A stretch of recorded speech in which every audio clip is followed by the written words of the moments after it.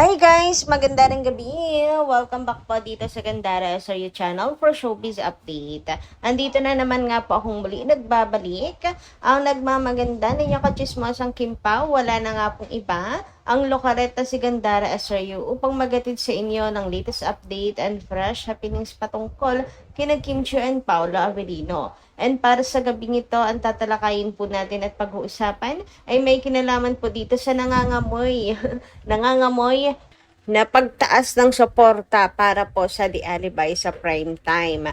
Grabe nga yun. Napakagandang balita po nito mga kakimpaw. Kaya naman, maganda rin itong panampala sa mga bashers na ngayon pa lang, talaga naman pong dinadaw na si Kim Chiu at minamaliit. Pero bago po ang lahat ng iyan, sa mga di pa nakaka-subscribe sa ating channel, pakiclick lang po tayo na ating subscribe button at notification bell na riyan sa baba upang kayo po ay maging updated at ma-notify tuwing may bago tayong chika at balita hinggil sa Kimpaw. Basta mga balita na may kinalaman po kina Kim Chiu and Paolo Avellino, sagot na po natin yan.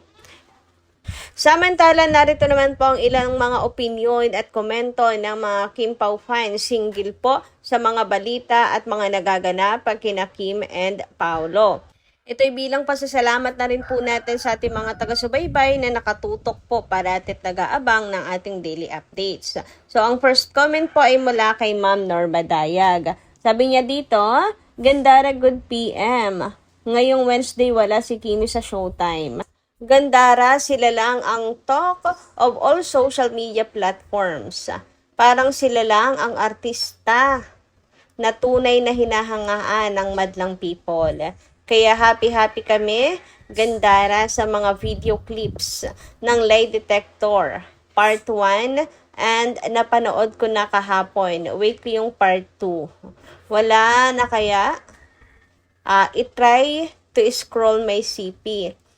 If by accident may mag-share na vlogger, but unfortunately, wala. Gandara, may kumakalat na naman na balita na yun ay alibay lang ni Paolo para huwag masyadong mabash siya sa pagtanggap niya ng kapareha sa ibang artist o sa ibang artista.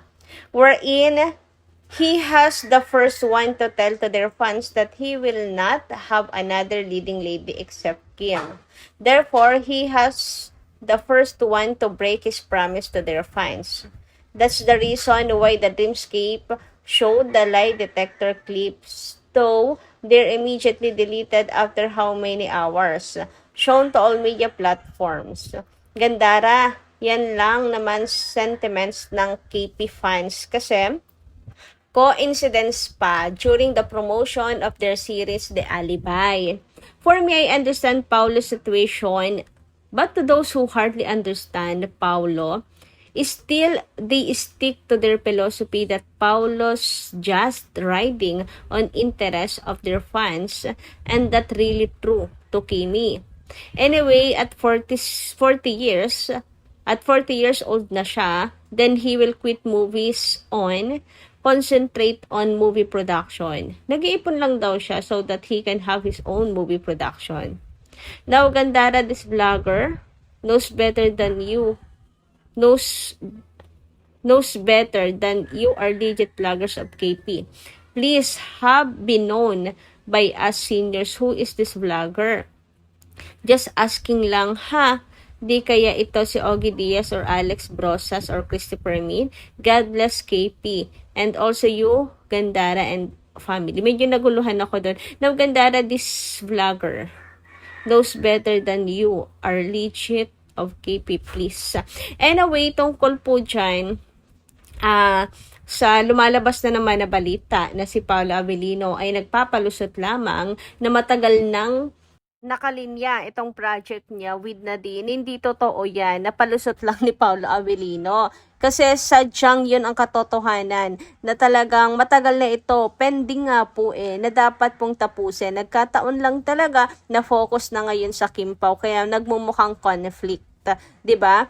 So, mababatikos si Paolo, pero yun ay para sa mga makikitid ang utak at hindi po maunawaan. Sila lang po ang mambabash kay Paolo Avellino. Tapos, medyo naguluhan ako doon sa sinabi niyong pagpapalabas bigla nun sa lie detector test na coincidence pa.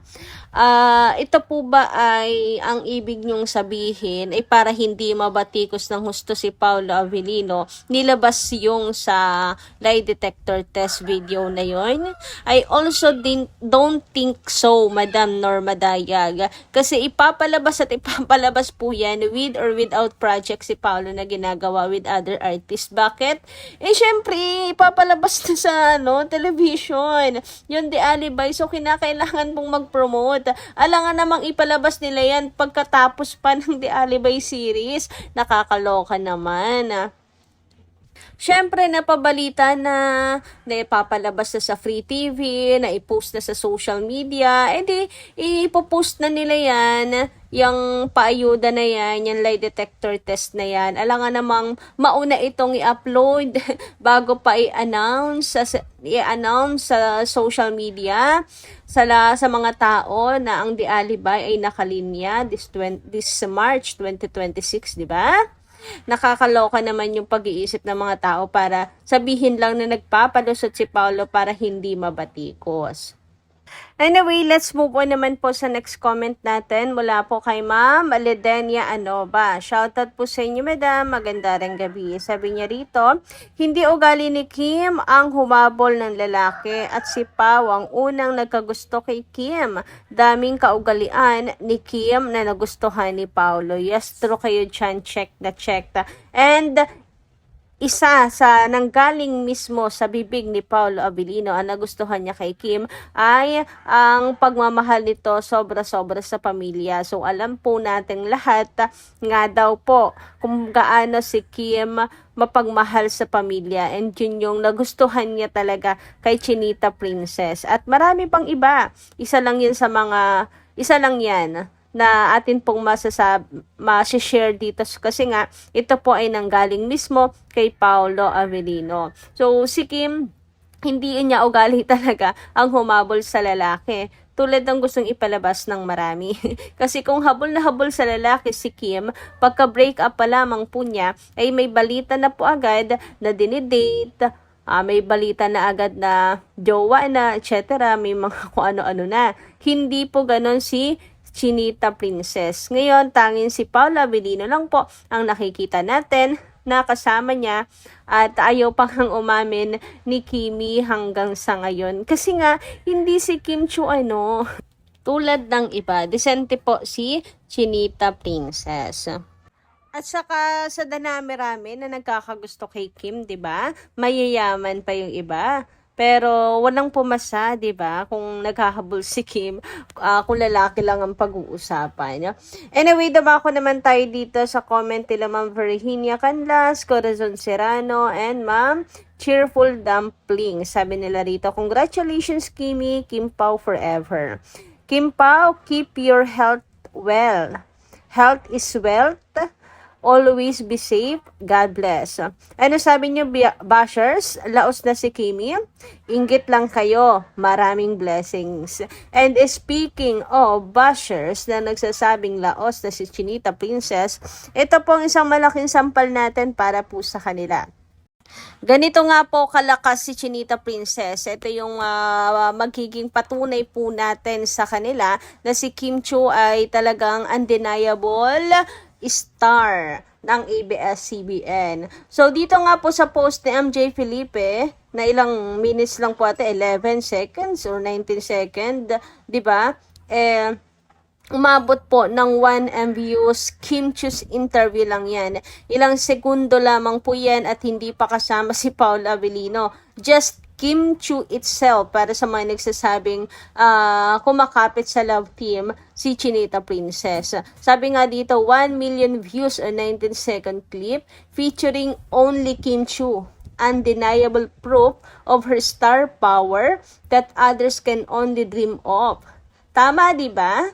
Kaya ayan, interview pa lang yan ni Kimi. Tungkol po ito sa The Alibi na ipapalabas po sa first lot ng ABS-CBN Free TV Primetime Block starting on March 16. So nangangamoy success po ang The Alibi nito for sure. Kasi biruin nyo ha, napakaikling interview ni Kim. Wala pang Paolo Avellino. Pero grabe, napakalakas talaga. 1M views agad-agad. Di ba bongga? Samantalang yung ibang interview kaya ng ibang artista, hindi po nagva-viral, hindi po maabot ng million views sa pagpo-promote. Itong si Kim, napakaikling interview pero wag ka. Napakalakas, di ba? Kaya para sa mga bashers, ano kayo ngayon? Nasampal na naman kayo ng katotohanan. Kim Chu is Kim Chu. Malaking pangalan at talagang sikat, in demand, at maraming nagmamahal. Kaya sigurado po ang success ng The Alibay. Sabi nga po dito, si Kim Chu ay maituturing po na Queen of Philippine Television. Tama naman, di ba? Ito I think as of now po ha, Coco Martin and Kim Chu are the king and queen of Philippine television. Grabe. O ayan, mga bashers. Isang malaking supalpal para sa inyong lahat. Anyway, hanggang dito lang po muna ang ating update. Thank you so much guys sa inyong pakikinig. And kita-kits muli sa susunod natin, chika. Maraming salamat.